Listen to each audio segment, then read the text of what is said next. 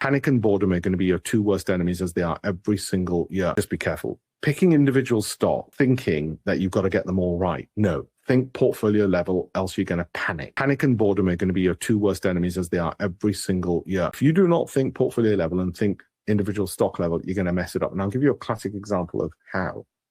If you've got, just imagine you've only got two companies. And let's say I had a time machine to tell you that both these companies are going to go up 20% in the next year. Okay, just make that assumption. But one of them goes up and down like this and ends up 20%. The other one does the inverse. When the first one's up, then the second one's down, and vice versa.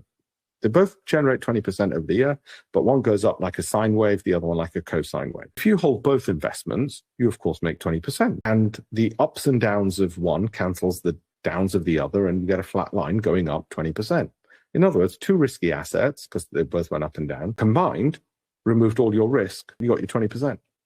If you remove one of those when it was down because you thought, oh shit, this is down, I better reduce my risk, you're left with just one volatile entity. You've actually increased the risk of what you're left with, or increased the volatility of what you're left with. Counterintuitive. So when you start looking at individual single stocks and you panic and then sell, what's worse is you're increasing the risk of what you've left behind and you didn't even realize it. I've just taught you something which a Nobel Prize-winning economist would teach you, and it's so important for wealth creation to understand that. And that's how wealth is created over the long term, right?